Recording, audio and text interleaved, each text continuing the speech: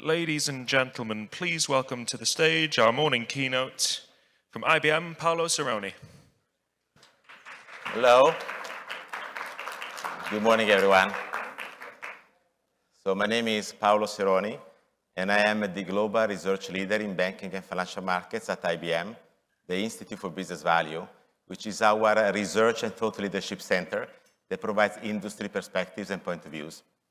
And as part of my role, I'm also author of literature, and today I have the pleasure to share with you the content of Banks and FinTech on Platform Economies that has been Amazon bestseller last year in the banking category for books worldwide. And when you go out from this room, there is a chance of grabbing a free book that IBM is giving to you as a gift, and hopefully we can meet afterwards for a book signing and a conversation at the IBM booth on the second floor. So now, what does it mean to work for IBM and to coordinate research globally in banking and financial markets? It means traveling a lot, meeting a lot of clients, being part of the fintech community since the last 10 years. And I say that we can divide the world in a simplified way in three macro areas.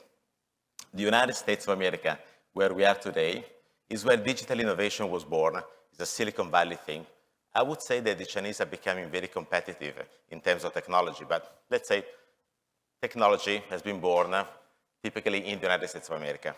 Europe, where I come from, is where most of the regulation is typically born. And it is important because the European Commission insists in the creation of a capital markets union, harmonizing the different regulatory frameworks, but also focusing on the protection of the final consumer. But if you like, the winners of the fintech revolution, largely speaking, are all living and breathing in Asia Pacific, in particular in China and in India, because there the business models are born. So my role as a thought leader for IBM is to understand this variety of business models, knowing that what can work in Guangdong, China, doesn't necessarily work for Munich in Bavaria. Learning how to scale these business models with exponential technologies, recognizing that not all of the technologies are at the same level of maturity. AI is growing very fast. You're seeing it day after day. Quantum computing is still nascent. Great opportunities, but it may take a few years really to have a strong impact on the industry. But then in the end, I want to make sure that whenever we discuss transformation of the business model with technology, with our clients, we keep it inside the regulatory framework to make sure that it does generate sustained value for all stakeholders that operate around the financial institutions, the shareholders, the employees, the clients, if not the planet. So then what we do today is a conversation made of 4 chapters. So to ease your anxiety, you will find at the bottom left of each slide the number of the chapter we are in, so that you know when we are towards the end so you can leave the room. Okay, no worries. The first one is a discussion about the business model adjustment, why that is important. Then we move into the banking innovation quadrant, which is at the core of banks and fintech on platform economies. There is a conceptualization of the emerging strategies that you need to consider when you think about digital transformation to generate higher business value. Now, we rebuild this graph together because when we produce a graph, it's always a moment of anxiety. Here's another one. So I will use some fintech lessons learned, maybe only one as we have limited time today, to let you understand what it means to navigate this graph to generate higher business value with platform strategies. And then we focus at the end on a personal story I want to share with you about how to unlock value on platform economies. If you're with me, we deep dive into the presentation today. Chapter 1, the business model adjustment.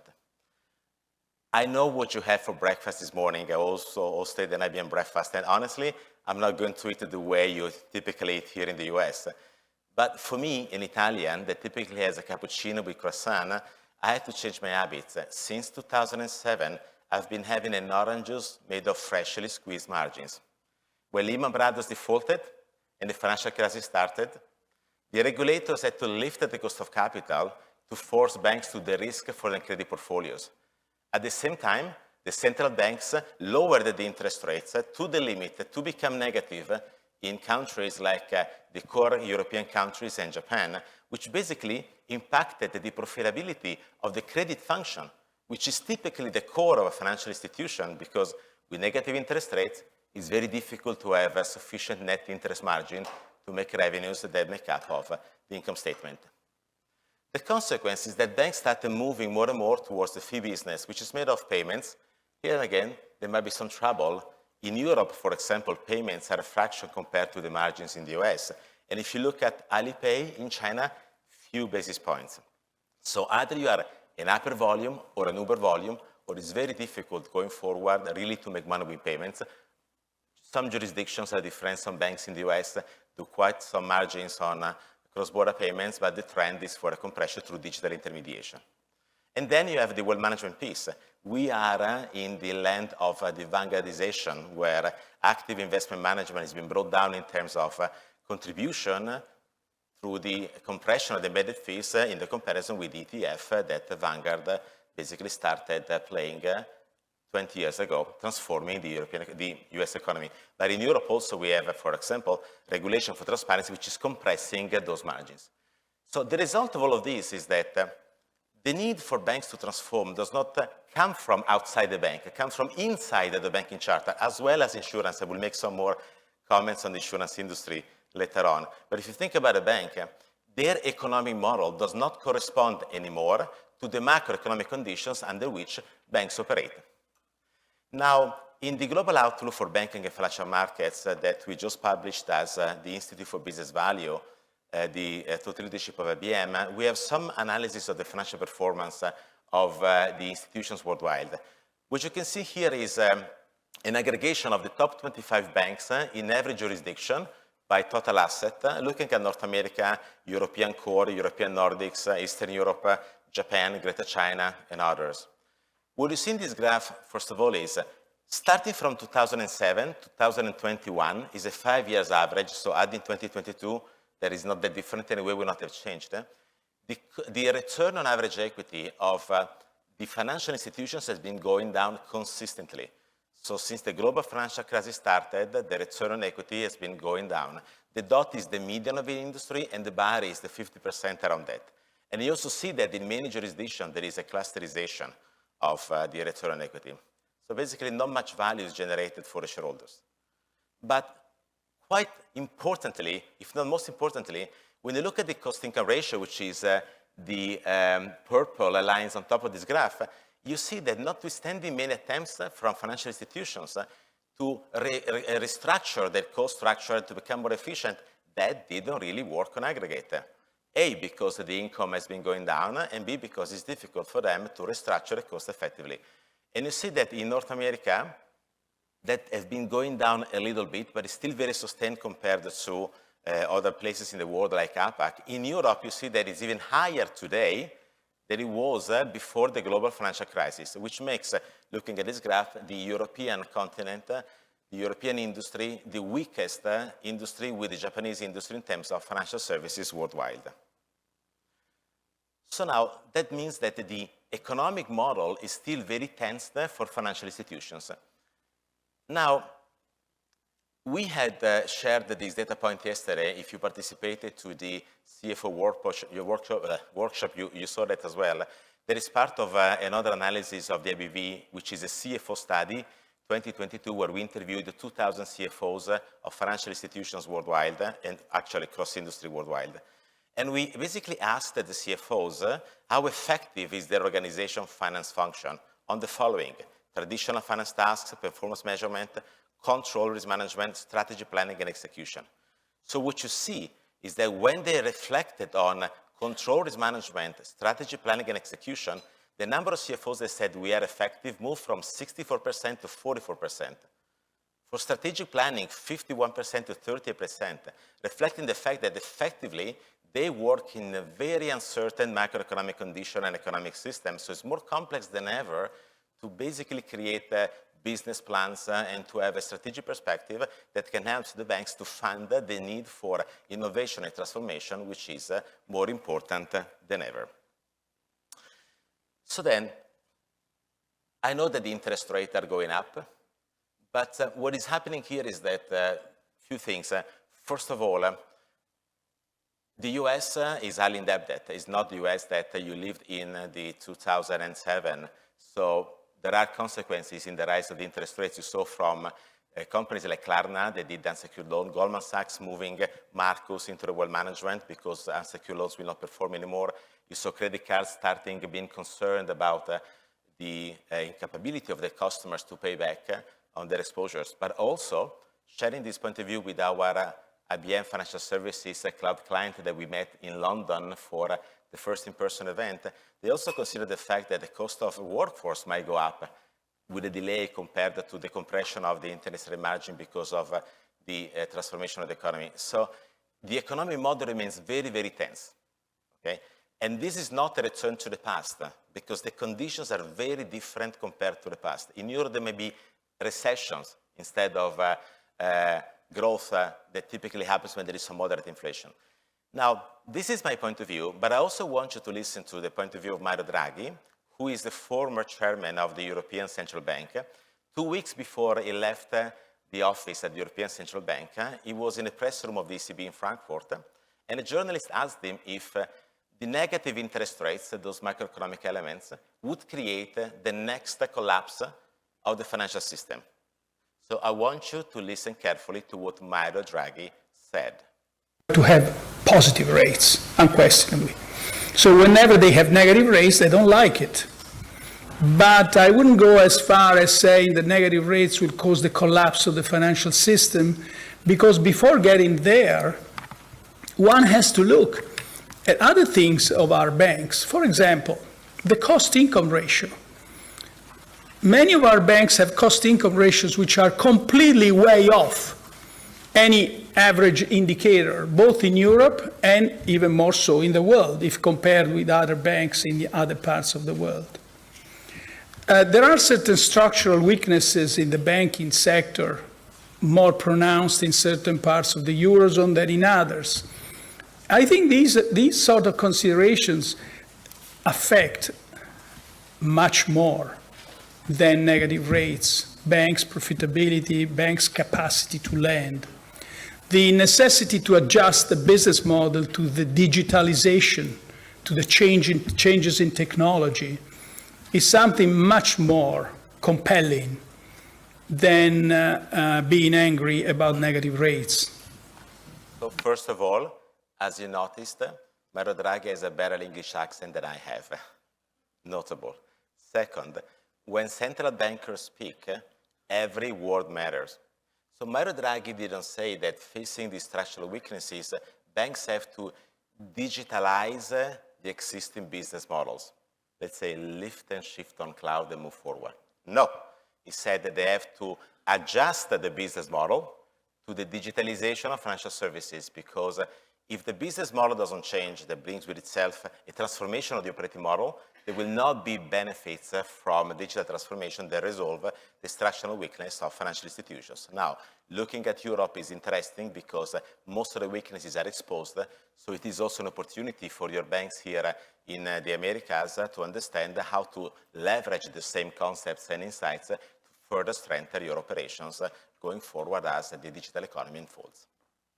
So now that was the first chapter, okay? So basically we said the weakness of financial institutions is structural.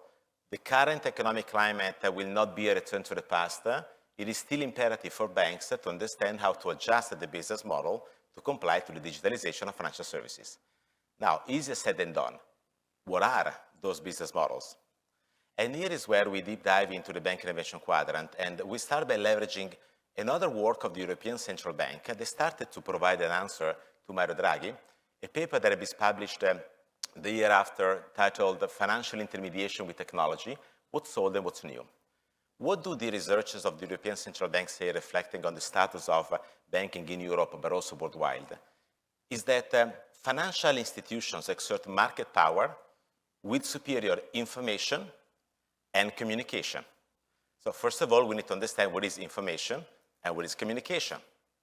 So information is the data that you find in the core banking system of an institution that reflects the credit aversion, so the quality of the borrowers, as well as transactional data around payments that tell you more about the client.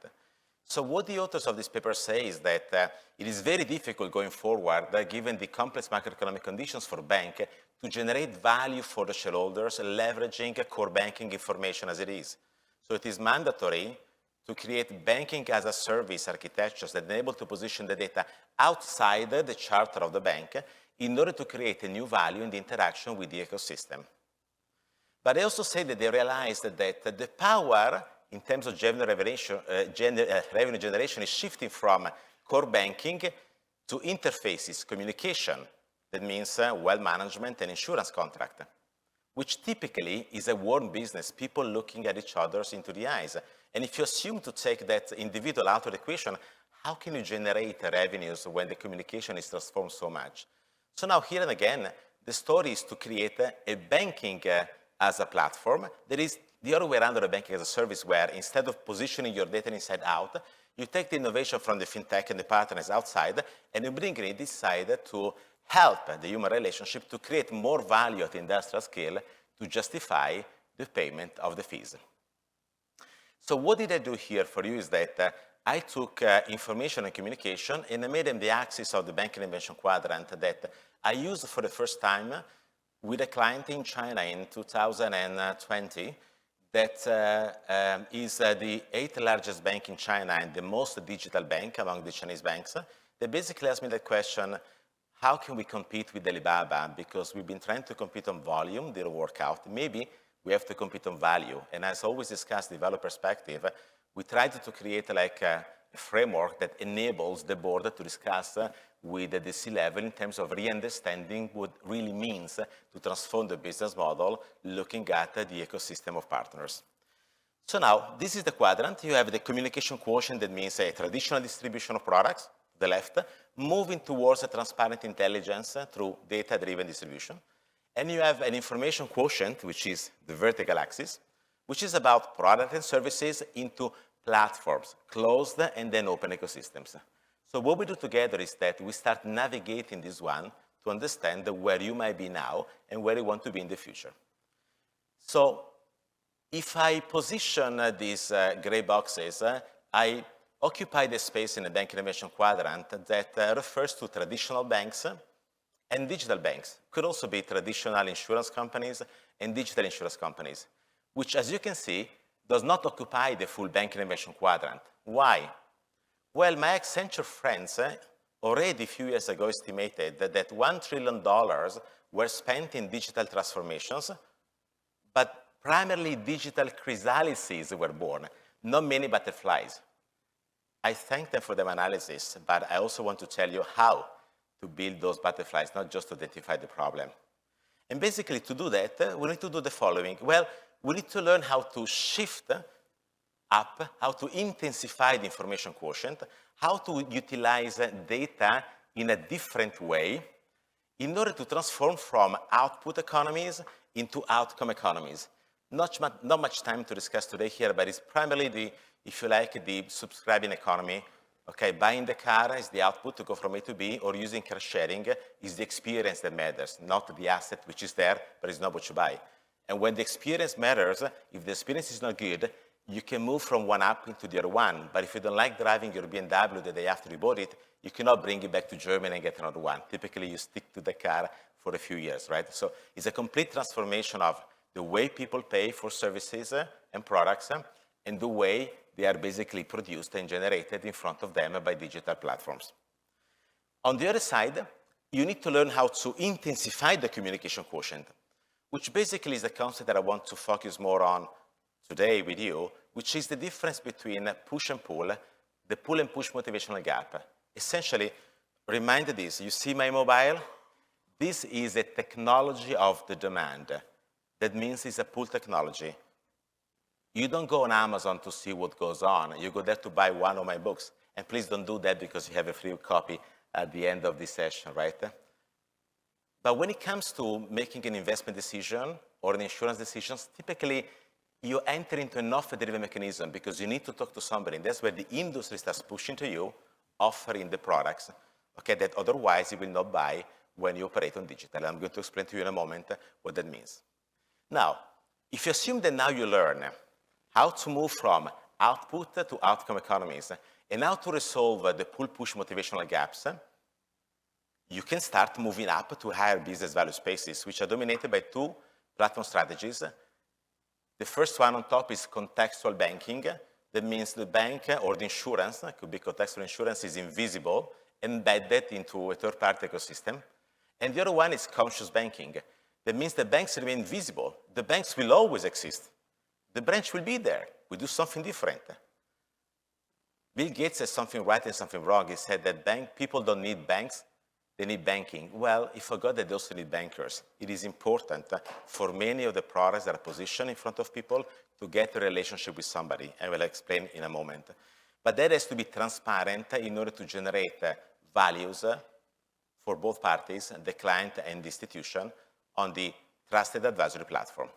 Where is technology? I left it in the background. Well, technology is there. If I intensify the information quotient, means that I need to learn how to work with hybrid cloud to create that element of interoperability and portability of all the data that I need to trust in order to create new business models, mix and matching the data that I have inside the institution and data that I have outside the institution, the data that I have in the core banking, and data that is positioned now out of the system of records on the cloud platform.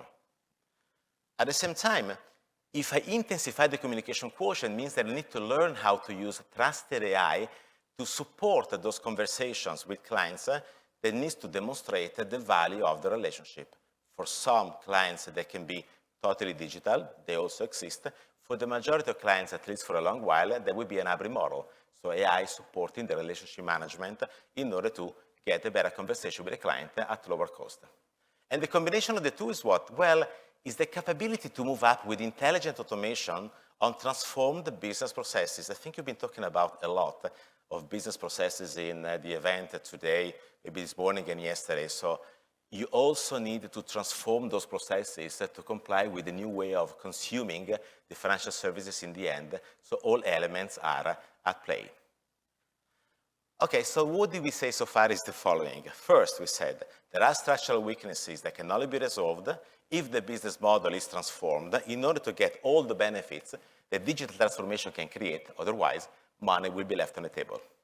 Second, to do that, it is important to understand a few things. First, banks and insurance companies need to learn and reflect on the difference between output economies and outcome economies because it changes the products and services they create, and how clients are going to pay for that. So they need to learn how to use data effectively on hybrid cloud technology in order to basically enrich the understanding of clients and therefore the communication piece. And on the other side, we said that mobile is a technology of the demand, but most of the revenues that matter going forward that come from communication are operated in an offer-driven industry. So the question is, how do you put an offer-driven industry on a demand-driven technology, which is basically the reason why a lot of fintech without venture capital are not making money because they did not crack the code. I give you some hints in the presentation today. You find more in the book when you leave this room. You can call for a conversation so that we can sit with you as IBM to discuss what it really takes to generate value. And that takes us into the third chapter, which is the fintech lessons learned. So we'll rebuild part of the quadrant with some examples for you to understand more intuitively what we're talking about. So what we want to do is to understand how to move from push and pull. So from a push offer-driven industry to turn it into a demand-driven industry with technology. South Park, you know, is a funny cartoon. And this episode was on American television in 2009, and the year after Lehman Brothers defaulted and the financial system collapsed.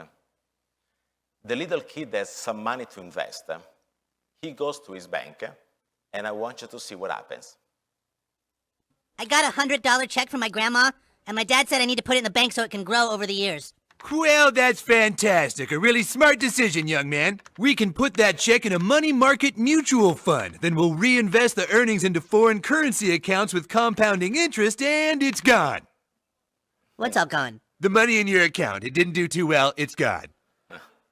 What do you mean? I have $100. Not anymore, you don't. Poof.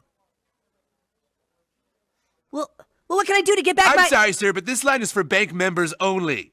I just opened an account. Do you have any money invested with this bank? No, you just lost it all. Then please stand aside for people who actually have money with us. Next, please. Okay, so don't worry. These things don't happen in Boston, only in New York, okay? So here you're safe. Now, the essence of this book, we can derive many lessons, but also about the behavior of the bank. But here is the point, is the following. The little kid does not understand financial services, contracts, problems, opportunities. It doesn't matter how much information is put in front of the guy. The majority of the clients of a bank or an insurance company will not easily be capable of self-directing themselves. So something needs to happen in order to make sure that they are capable of leveraging digital, being a demand-driven technology that doesn't necessarily have the same intensity of the conversation to generate trust. And to explain this, I have another graph, but this graph is less complex than the previous one, okay? It only has these two dimensions, which are the consumption model, when you think of moving your institution from demand-driven to offer-driven, okay, business models, and the intensity of the information asymmetry from minimum to maximum. We'll take more time to explain what I'm trying to say here, because, as I said, it's not about information. Nobody has full information about the future. Even Goldman Sachs makes predictions in January and scraps them in February because something happens and the world is completely different, okay? So the value is somewhere else, and the asymmetry of information is there for everybody facing uncertainty in financial markets, also for institutions like banks and insurance companies. But if you now take a global financial institution that has at least 4 major business units, to simplify, okay? Don't want to forget anyone. Payments, credit, investing, and insurance. Let's position them on the graph and derive some intuitive thinking around that. Where is payment? Well, payment is bottom left. It's typically demand-driven and very symmetrical. I know that still Stripe, for example, prices 70 basis points, maybe it's too much, but in essence, you easily understand the value of payments. With one click, you buy the Gucci bag that you always wanted, you get it, you buy it. It's the mechanics that is good for you, right? So the convenience for paying is relevant. Now, as the value is really typically in the convenience, there's no surprise that the first and the major fintech unicorns are all coming from the payment space, you know, the new PayPal of the world. Think about Alipay in China. Because this is a volume business, and so as people understand the value proposition more clearly, they have to scale, even though now they might need to scale not just to Uber volume, hyper volume, but Uber volume even further because margins are getting very much compressed. You see what happens in some Asia Pacific countries as well as in Europe. Where is credit? Well, credit is still fairly demand-driven because you get the money, right? So to buy what you want to buy, being a fridge or a house, but sometimes you really have to think about it a bit more, right? And maybe you want to buy too big of a house, you know, something like that. But so still is on the demand side of the business. But there is a problem here. The borrowing is not the same for the two institutions because it creates a relationship based on the management of uncertainty between the client and the financial institution. Let me give you this example. If you can now go to your iPhone or Android and type thepcironi.com, which is my website, you click the first image you see there, and by doing so, I will give you $1,000, 0 interest rates, 0 commissions. You can give back the money to me whenever you want. Wouldn't you do that? I see many people there at the back that are doing it right now. So I guess you're happy. But you know, I also saw some IBM colleagues, Michael Lowe is there, and I know his credit rating is not that good, right? So me, as an institution, I would have a problem. So no surprise that all of those that try to onboard clients like Marcos without thinking how to then leverage that relationship to generate more value are getting hammered with the rise in the interest rates because unsecured loans is a very risky business. Also, most of the peer-to-peer platforms had to be closed down by regulators, if not by the market, because they did not understand that they were trying to match two sides of the business which are different. People that want to borrow money, demand-driven, and people that want to give money not to transform debt on the maturity like a bank would do, but to make an investment.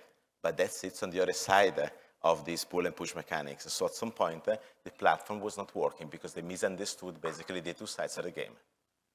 But now, what about investment management? So the money that you have and you want to invest to become rich or to retire with comfort. Well, that now becomes more asymmetrical and is more offer-driven. What does it mean? Again, the example.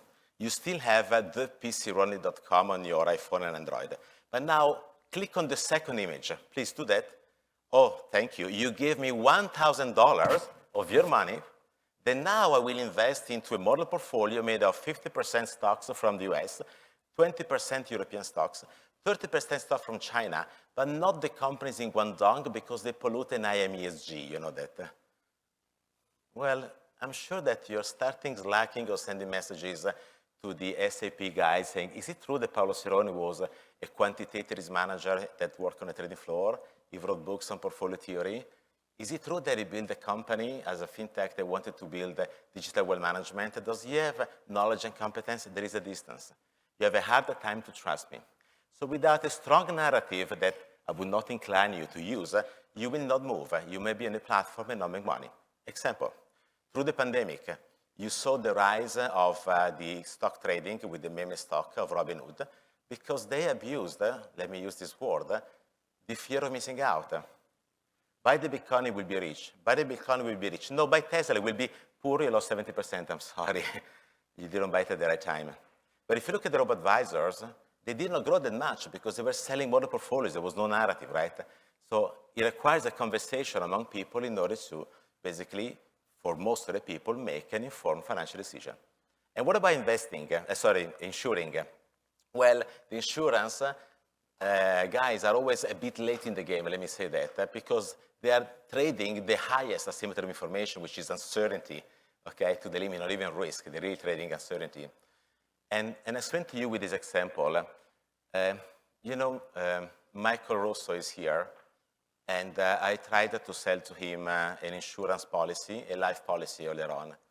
And you know what?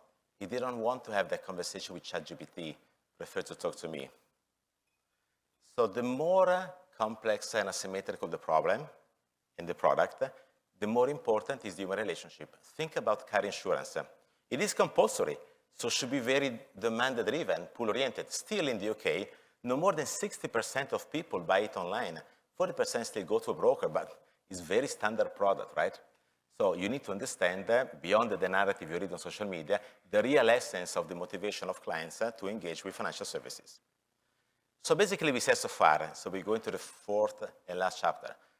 There are structural weaknesses that cannot be resolved using technology if businesses are not involved to transform the business model. That requires to make a shift of mindset from output to outcomes on open ecosystems.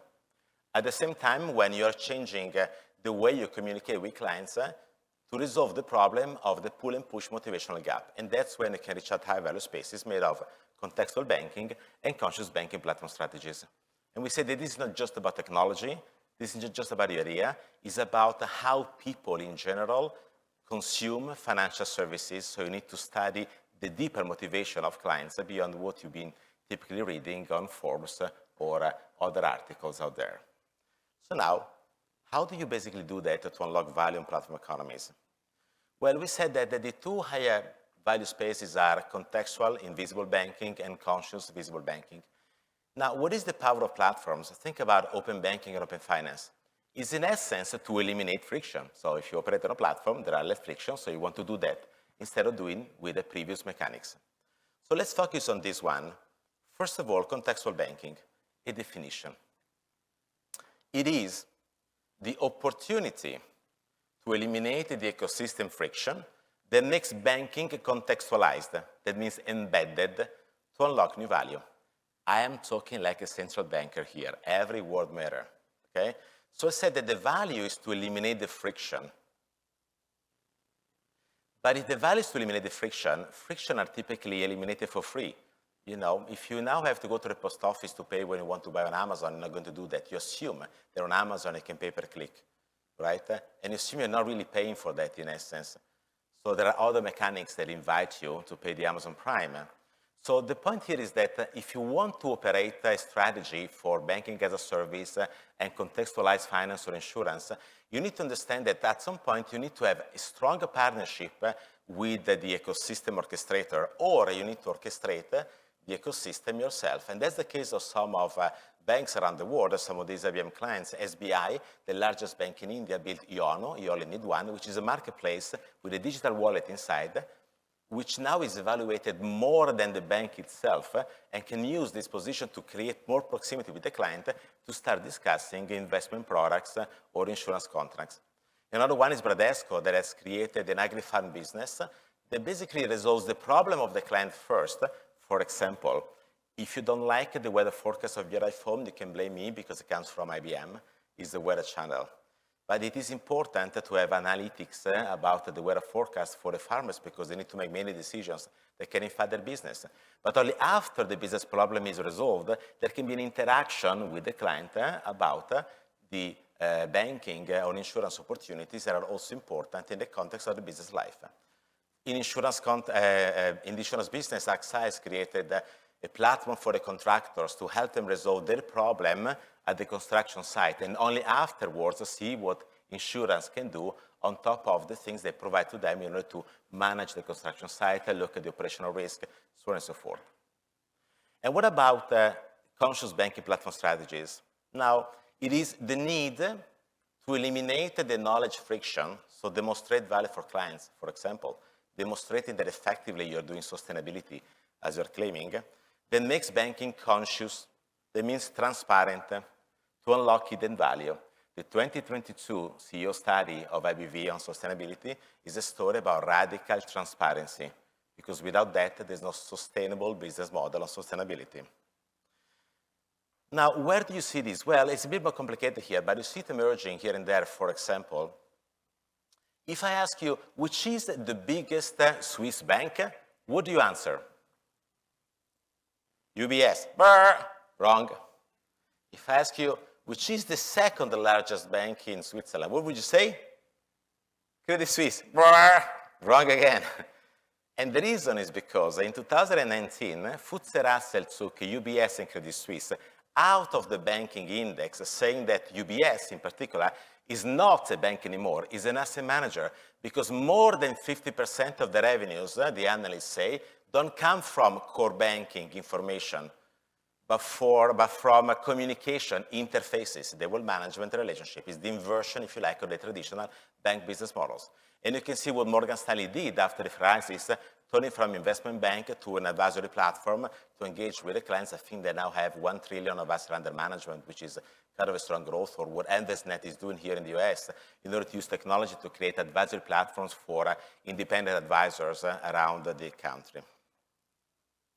So now, I had the opportunity of sitting on the same main stage of Larry Fink a few years ago in Chicago at the Morningstar event. And Jack Bogle, that now is departed, the founder of Vanguard, was connected by satellite. And he told him, I'm not saying that you should not do your job the way you do, but you need to do it at cheaper prices. And Larry Fink said, well, basically, we will use AI to transform portfolio management, but essentially, he goes, I want 30% of my revenues to come from solutions. That means not from the products, but from pushing software like Aladdin to the forefront where there is a relationship, because when you are an Uber volume and the market drops 50% and you take as a revenue percentage of the asset under management, either you double the AUM the next year or you make half the money. So you got into a point where you need to transform the value to create more stability insulated from the variability of financial markets.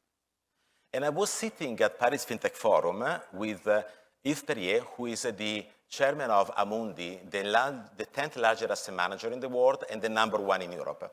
And I asked Yves Perrier a simple question. I said, Yves, is the product maker like Larry Fink? I said, what is the product and the solution that justify the fee? We hear from his voice. The real value, which is brought either by banks or asset managers or life insurance companies, it's firstly a service of advice and permanent advice during the time of their investment. Yes, the value question is... The value is not in the product ultimately, but is in the relationship to resolve the pull and push motivational gap. And by the way, I had the chance to open most of the BlackRock conferences in 2019. They were also happy to share my literature with their audience, such as IBM is doing today with you, so I thank them both. So now let me conclude with a personal story. We are talking products here. I might have said that, or remember that I was a fintech entrepreneur. My small fintech was bought by IBM in 2012. But in the 1990s, I had my brother to build another company, startup, that wanted to be the Amazon of Italy. Don't look at me like that, okay? We had the best product on earth. Just think about it. Italian fashion, Italian food, Italian travel, Italian furniture. We didn't sell anything.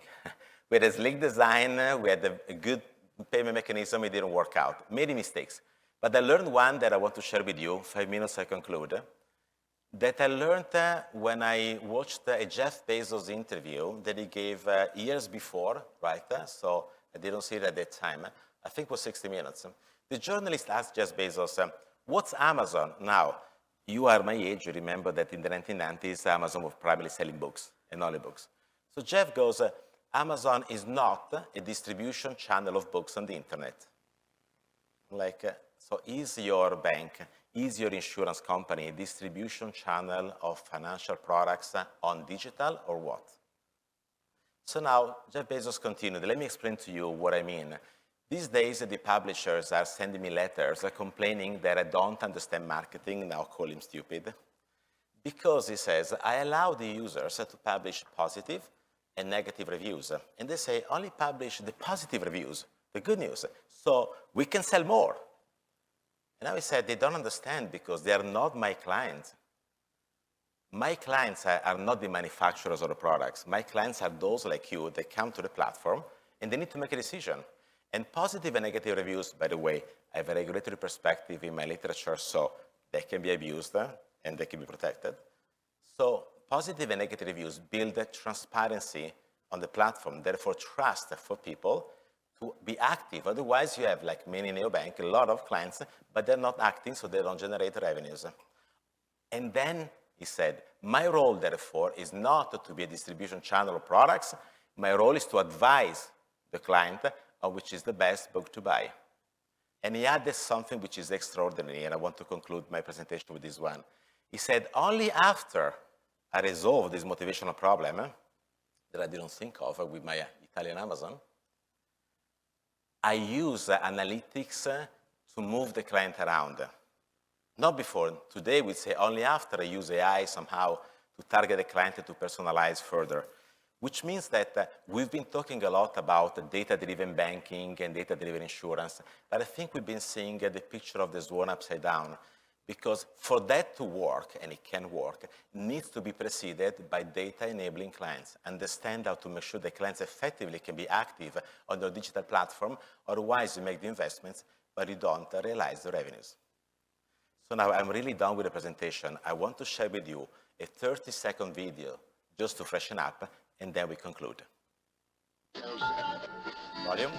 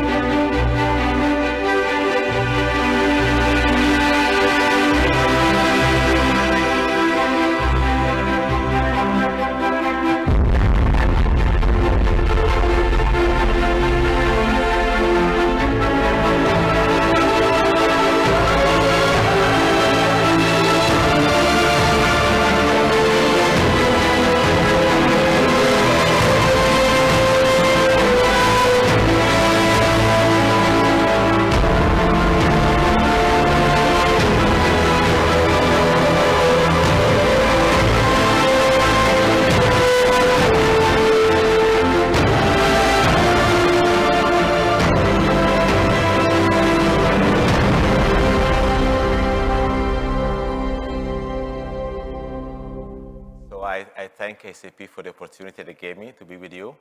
After, in the coffee break, we start a book signing at the IBM booth on the second floor. Please pick up your free copy, come for a book signing. We can have a further conversation and continue for a coffee moment. Thank you.